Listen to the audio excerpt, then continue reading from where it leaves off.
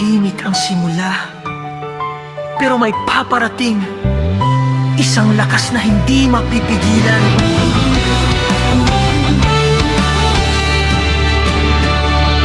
Sa simpleng anyo, wala kang mapapansin. Isang manok lang na tila ordinaryo rin. Tahimik kumilos, walang ipinapakita, pero ang mata niya'y may tinatagong sala.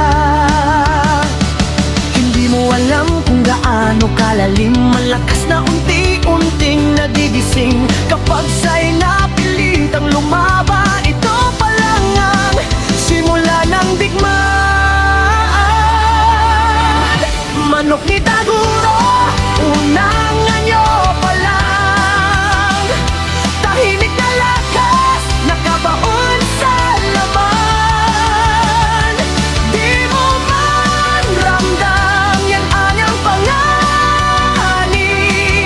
Isang iglap, ikaw ay mawawasak agad.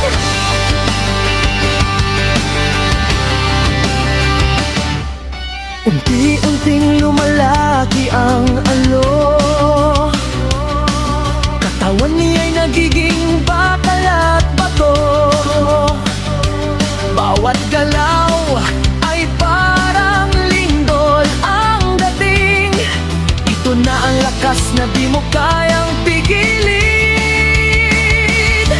Nagbabago ang hangin, bumibigat ang mundo. Ito na ang anyong kinatatakutan ng tao. Pero may mas malalim pang kadiliman na naghihintay sa sukdulan ng laban.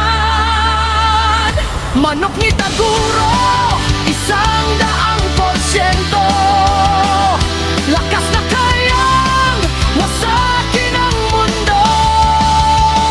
Bawat suntok, bawat galaw wasak. Kalaban mo'y tuluyan ng mawawasak. Hinahulaan, hindi pa ito ang dula. May mas matinding ngayon na paparating. Sumabog ang lakas, nagiba ang paligid. Bawat hakbang niya'y di mo matitiis. Hindi na anyo ng isang nilalang, kundi halimaw na walang pakundangan.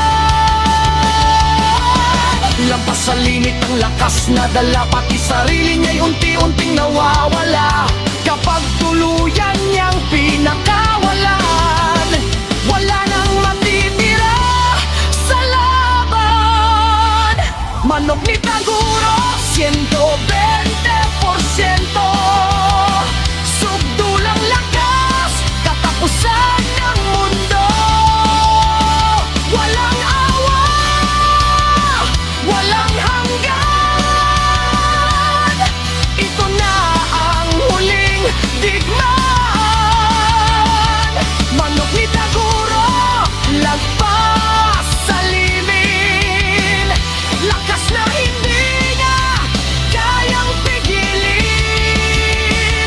Sa bawat galaw niya'y katapusan ng lahat ng may buhay sa kanyang harapan. Unang anyo, tahimik na simula. 100% tunay na lakas. 120% kapalit ay lahat.